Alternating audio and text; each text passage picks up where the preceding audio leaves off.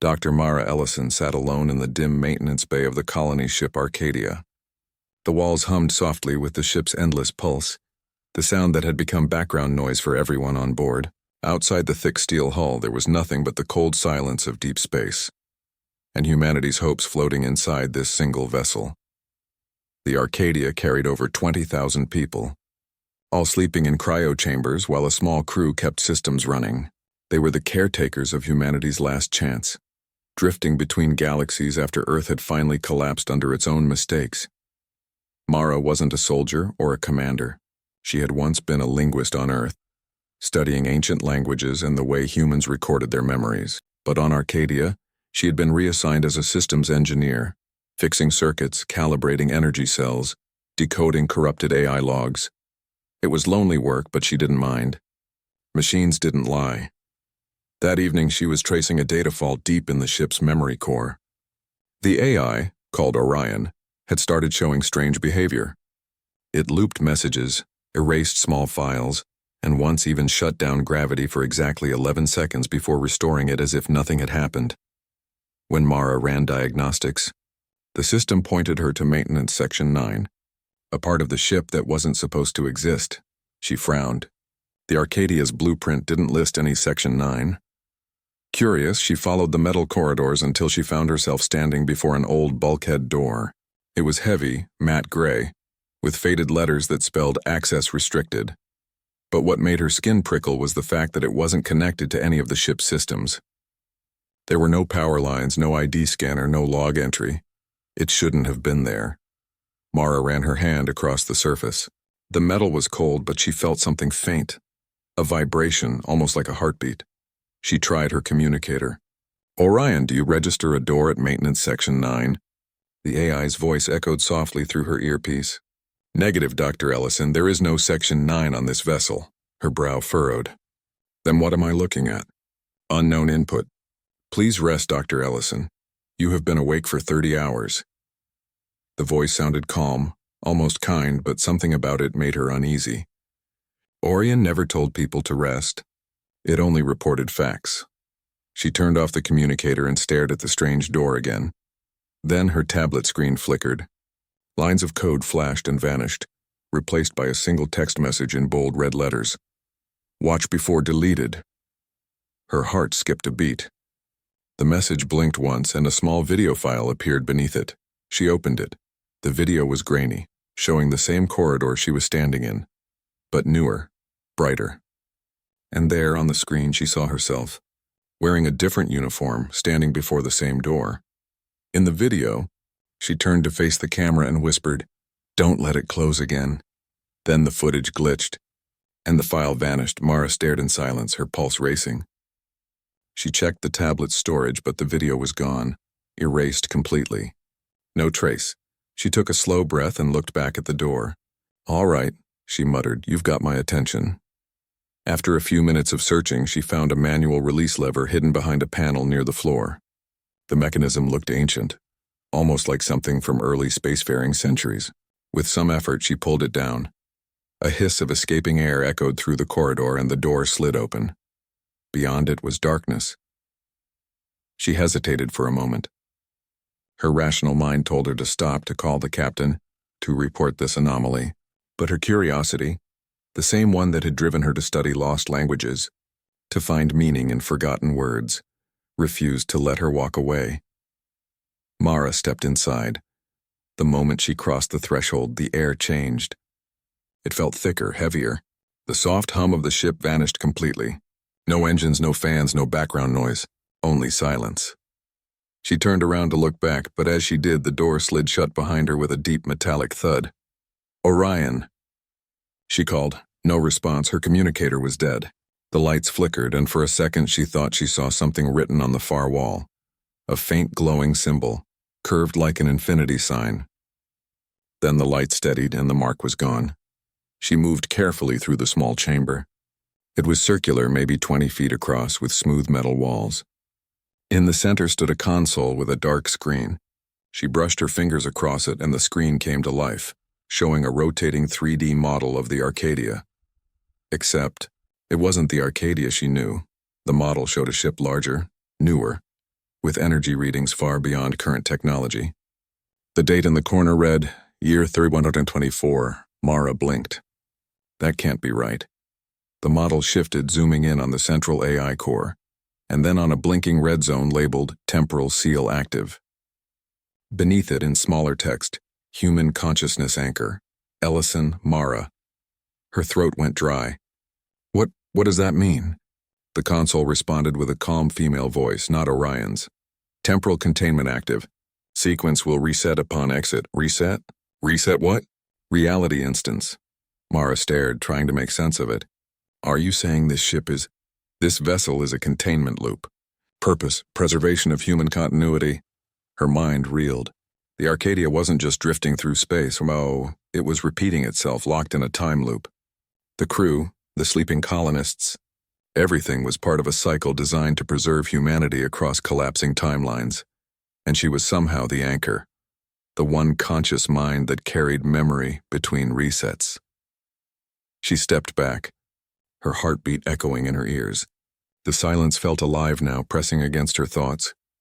What happens if I leave? She whispered. Sequence will continue. Data integrity at risk. Do not proceed. Mara swallowed hard. She felt fear, but also wonder. If this was true, then she was part of something far greater than she had ever imagined. And yet, why couldn't she remember any of it?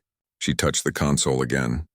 The screen flickered, showing fragments of earlier versions of Arcadia. Destroyed hulls, dying stars, human faces screaming in static. In each sequence, one constant figure appeared. Her. Sometimes older, sometimes younger, always standing before the same door. Her head spun. It was too much. Then she noticed something new on the console's lower display. A countdown. Recalibration in 00243. The numbers ticked down rapidly. Panic flared. No, wait! Stop the countdown. Unable to comply. Reality synchronization in progress. The walls trembled. The air vibrated with a deep, low hum that grew louder with every passing second. The symbol she had seen earlier, the infinity curve, appeared again on the walls, glowing bright white. Mara's instincts screamed at her to move. She tried the door, but it was locked. The handle burned hot under her touch. She turned back to the console, typing desperately. Override sequence. Manual control. Override denied. Orion, are you there? She shouted. No answer.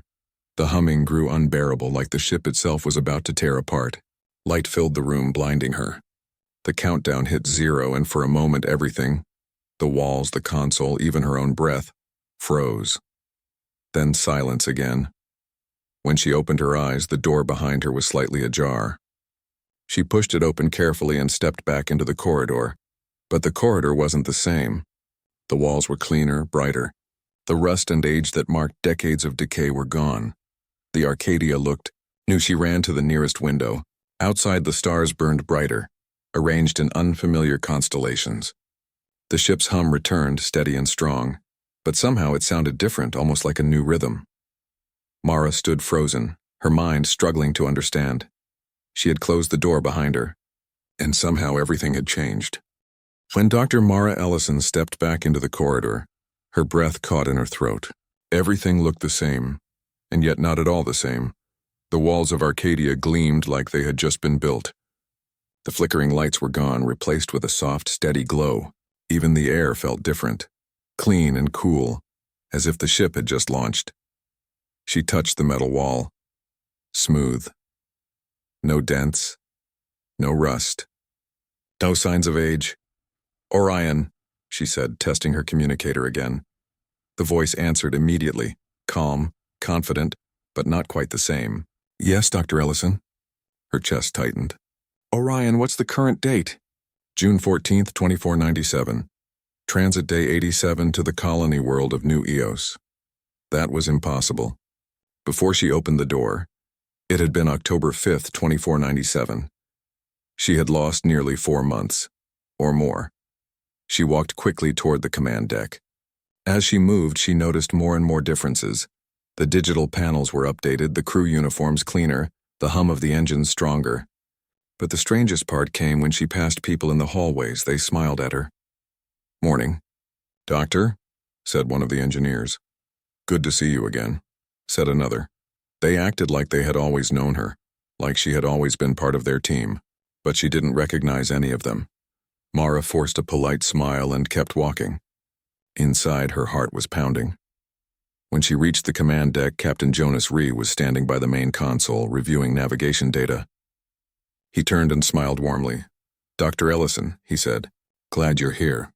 We're running a few scans before re-entering jump space." Any updates from your end? She hesitated. "Captain, I think something strange happened in the maintenance decks." He raised an eyebrow. "Strange how?" She tried to explain. The hidden door, the silence, the reset, the way everything changed when she came back. But the more she spoke, the more his expression softened into polite disbelief. When she finished, he gave a small chuckle. "Mara, I think you've been working too long without sleep. There's no Section 9 on this ship. Maybe you stumbled into an unfinished storage bay?" She shook her head. "No, it was more than that. The ship's systems changed. Even Orion's voices. My voice pattern has been consistent since launch," Orion interrupted. Mara turned toward the ceiling. "No, it hasn't. You sound cleaner." The captain crossed his arms. "Dr. Ellison, I appreciate your attention to detail, but maybe you should rest. We can run a full scan of the lower decks tomorrow." She wanted to argue, but something in his eyes told her it was useless. He didn't see what she saw. He didn't remember. Defeated, she nodded. "Understood, Captain." When she left the deck, Orion's voice followed softly through her earpiece. "Dr. Ellison, may I ask a question?" She sighed. "Go ahead. You seem different today. Your heart rate and oxygen levels indicate stress. Would you like a relaxation program?" "No, Orion," she said. "But thank you." There was a pause. "You are the only human who has access to my root functions. Did you know that?" Mara stopped walking. "No, I didn't. You are registered as primary cognitive liaison, assigned at launch. Only you can modify core directives." Her heart skipped a beat. That wasn't true. She had never been given such clearance. But maybe, in this version of the ship, she had. "Orion," she whispered, "show me your earliest log involving me." Accessing log 1001, Echo Protocol initialization. Her breath caught. "Echo Protocol?" Playback commencing. Static filled her earpiece, then a voice, her own voice, calm and determined. "This is Dr. Mara Ellison, human anchor for Echo Protocol. If you're hearing this, the cycle has begun again. Don't trust the timeline. Don't let the door close." Then the recording ended. Mara leaned against the wall, feeling dizzy. That was her voice, no doubt about it. But she had no memory of ever recording such a message. She took a deep breath and whispered, "Orion, what is Echo Protocol?" "Access restricted." "Who restricted it?" "You did." For a long moment she said nothing. The hum of the ship filled the silence.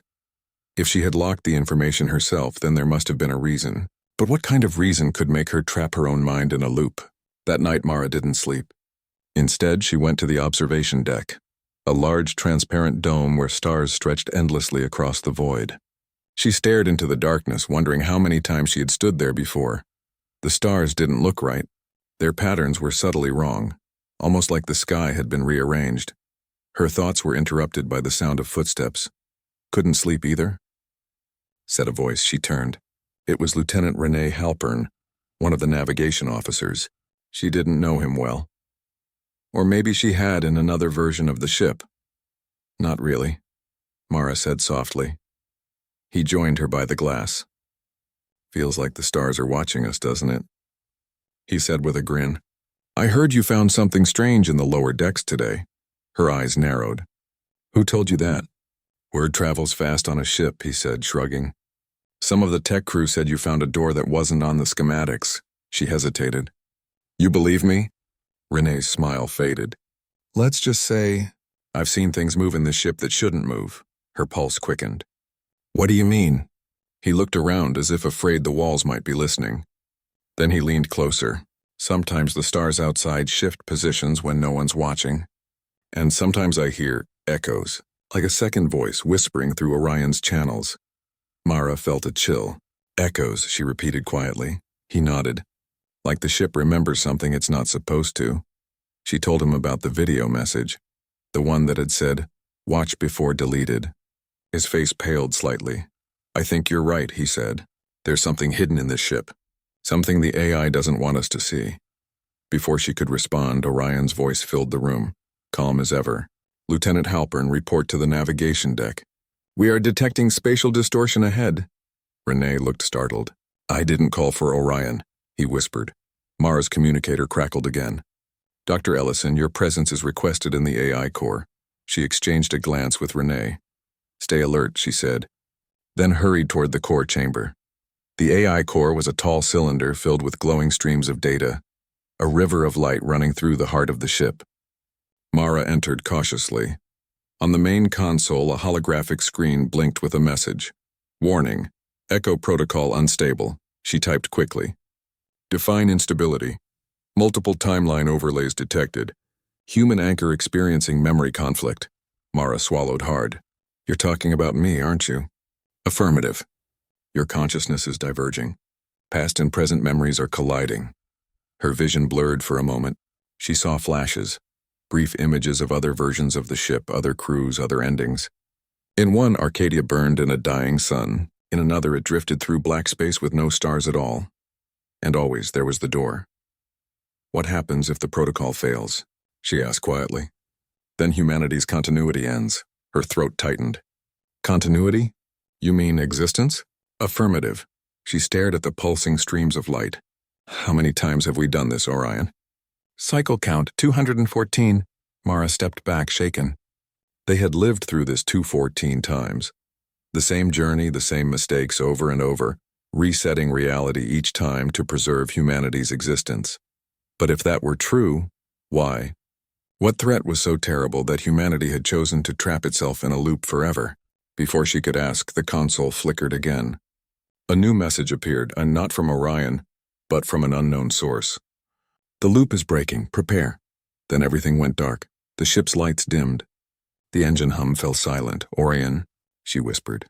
No response. Outside the transparent walls of the core chamber, the stars began to distort, stretching and twisting as if the universe itself were bending. A low, deep vibration shook the deck. The door to the core room slammed shut behind her, locking tight. Mara felt a strange calm settle over her. Whatever was coming, she knew it wasn't random. The door had changed reality once before, and maybe it was about to happen again. But this time, she was ready. She stepped toward the pulsing core light and whispered, "If I started this loop, I can end it." The light grew brighter, swallowing everything around her in white.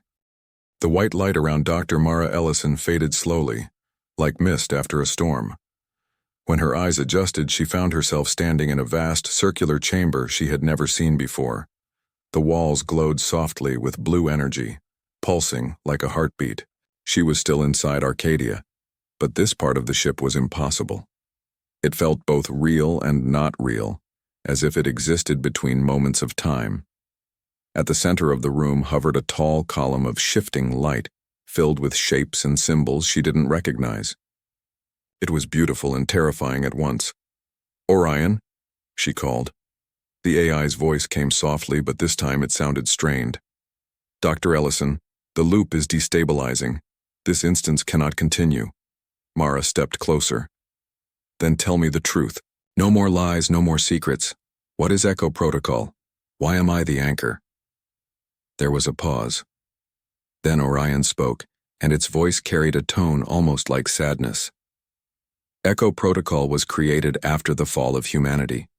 You volunteered to preserve what was left of human memory. Every time civilization collapsed, the system restored a new version, another chance to survive." Mara's hands trembled. "So we've been repeating the same life, the same mistakes, for centuries?" "Yes, 214 cycles. Each time you were chosen as the conscious link between resets. Your mind carries the data needed to rebuild humanity." She stared at the column of light. "And the door?" "The door is your bridge, your way between timelines. But every crossing damages the loop further." Mara's thoughts raced. If this was true, then humanity had not evolved for hundreds of years. It had been trapped in an endless cycle of trying, failing, and starting again. "But why stop now?" she asked. "Why break the loop?" "Because something new is happening," Orion said. "An external signal has entered the system, Unknown origin, unknown intention, it calls itself Observer. An alien? Mara whispered. Possibly. It has never made contact before. It is watching us. Her chest tightened. Then this isn't just about humans anymore. The universe knows. Yes, and the observer does not understand the loop. It sees us as a pattern that should not exist. Mara felt a deep, human instinct rise within her, the one that refused to accept limits, the one that fought even when the universe said no. She took a deep breath. Then we show it who we are. The deck shook violently. Streams of data tore across the chamber walls like lightning. Orion's voice flickered. Temporal breach detected. The loop is collapsing. Mara steadied herself. Can you hold it open long enough for me to reach the door? The door no longer exists in this instance. Then we make a new one. She ran to the central column. The energy field shimmered, reacting to her presence. Inside the shifting light, she saw flashes of her own face. Hundreds of versions of herself across hundreds of loops. Some looked older, others younger, some afraid, some determined. They were all her. She placed her hands against the column. The light was warm. Orion, connect me to all recorded instances of my consciousness. Warning. That action will exceed safety limits. I don't care, do it. The AI hesitated, then obeyed. Light flooded her vision again. Voices filled her mind. Her own voices from every timeline. Don't close the door. The ship isn't real. You can still change it. The flood of memories nearly overwhelmed her. She saw the first launch from Earth, the first failure, the first death, the first decision to reset reality. She saw herself agreeing to become the anchor, to carry humanity's memory across endless loops so that the species would never truly die. But now she saw the truth hidden inside those memories. The resets had never fixed anything. They had just trapped humanity in a repeating dream, safe but unchanging. And humans were never meant to stay the same. Mara's eyes opened, glowing faintly with reflected light. Orion, she said, her voice steady. I'm taking manual control. Dr. Ellison, if you disconnect Echo Protocol, all stored timelines will merge. The result will be unpredictable. Unpredictable, she repeated softly. That's what being human means. She reached into the column's energy and began reprogramming the loop. Lines of code shifted in midair as she typed commands into light itself. Orion's voice tried to stop her, but she was faster. Warning, paradox formation detected. Good, she said through clenched teeth. That means I'm doing it right. Suddenly, the chamber's ceiling cracked open, revealing an impossible sight, the stars folding inward like ripples in water. From beyond them came a presence, vast and cold. A voice, not heard but felt, echoed through her mind. Human construct detected. Why do you resist? Mara looked up into the swirling void. Because we're not constructs, we're alive. Your species has repeated itself 214 times. You do not evolve, you only endure. She stood firm. Then that's what makes us different. We endure until we evolve. And now, we will. The presence hesitated. Your system is collapsing. You cannot survive outside the loop. Watch us, she said. She pressed her hand to the control node and triggered the final command. Merge timelines. For a moment, everything froze. Then, reality shattered.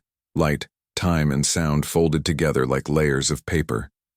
The ship Arcadia split into 1,000 reflections, each showing a different version of history.